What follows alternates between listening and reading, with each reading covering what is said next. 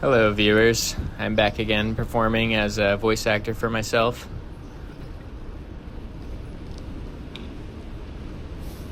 I'm on my way to work, riding up 10th Avenue on Manhattan's west side, riding from 14th Street to 38th Street.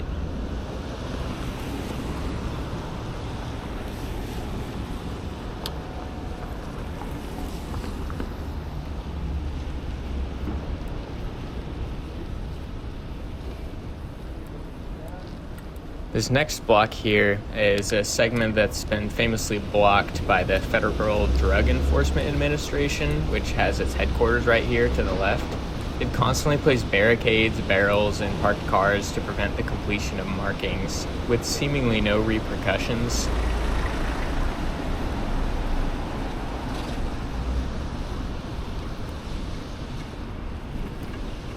Aside from that block between 16th and 17th Streets, this is an excellent lane.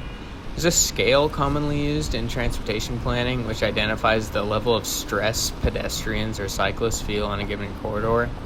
It's typically on a 4-level scale, with 4 being the most stressful and 1 being the least. I would give this a 2 personally. It's very comfortable, it's wide and mostly parking protected, and has a buffer for car doors to open into. That's typically 3 feet for those buffers. 1 would be if this was grade separated as well as protected with plantings or something. When I say grade separated, I mean like if this was at curb height, so 6 inches, a foot or whatever above the road bed. Also, the scale is relative depending on user. Different users may rate a certain lane a different number, but just in general, some users won't even ride above a certain level, which is why we should be creating safer bicycle facilities everywhere so that we can get more people to adopt bicycles as a transportation mode.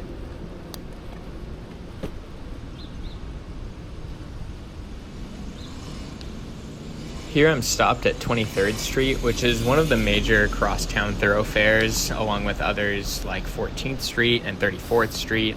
It's not as busy as 34th Street, and it's not a well-known neighborhood border like 14th Street is, at least on the west side. But it has the same width of right-of-way as 14th and 34th Street. They're all 50-foot right-of-ways. Other cross streets are 30 feet. And this serves as a heavier crosstown traffic street. It's also notably where the Flatiron Building is at the intersection of 23rd and Broadway, along with Madison Square Park. You may have noticed the building I just passed on the left. I can't find much info on it aside from that it houses a gallery and an architect's office, but I can tell you, thanks to public data from the New York City Department of City Planning's zoning and land use map, that the building was built in 1995. One of the key ways to create safer and more pleasant streets is to remove vehicles from them. Very simple. We've seen a decrease in vehicle traffic in Midtown and Lower Manhattan thanks to congestion pricing. There's definitely always more we can do. That means removing vehicles that are not necessary. If the utility they provide can be provided by an alternative mode, we should definitely do that. As a side note, I honestly don't even think personal vehicles should be allowed in Mid and Lower Manhattan anyways. One of the great things about this city is that you don't have to drive. It is insane to me when people don't value this quality in a city, whether that be New York City or other cities with the density, transit, and bicycle facilities and all that make them a livable place without a car. I see this manifest when people talk about missing their car or move to another city where they need to get one again, and then they talk about what they miss from New York, and it's going to shows on Broadway and visiting stores they saw on TikTok. Yes, New York City does, in fact, have amazing arts and culture. That is also one of the reasons that I live here. But to not highlight the fact that you don't need a car is one of the best things about life here, to me, you have lost the plot. That is insane. It is a real shame. I used to be a big-time car guy myself, but now I'm yet another guy on YouTube talking about how much I hate driving and cars. I also don't necessarily mean that we should be forcing everyone to use bicycles. Just in general, to reduce vehicle miles traveled, we need to provide better options for people to get around cities, whether that's increasing public transit services or creating better bicycle facilities.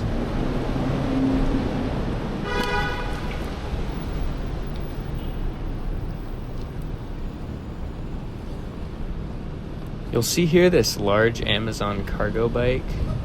One of the great things about a lane this wide is that it allows ample room for commuters and recreational riders to coexist with freight micromobility and delivery workers. I think that freight micromobility, or microfreight, if you want to call it that, is the future, honestly. We should be removing more and more vehicles from our streets, especially large ones like delivery trucks, if we can. A lane this size allows me to easily pass these if they need to pull off for delivery. It's more challenging with skinnier lanes, however, I think that bicycle riders should be patient with these. I've heard some people gripe about them, but come on, these are removing death machines from our streets, and I personally think that that's really great. I do get that these are kind of big and flat-fronted themselves, but they definitely don't weigh 5 tons and are pretty unlikely to kill you in comparison. I also just love the idea of packages being delivered by cargo bikes or bikes with trailers. It's a beautiful thing to me. I think it's fun, and I think it's the future.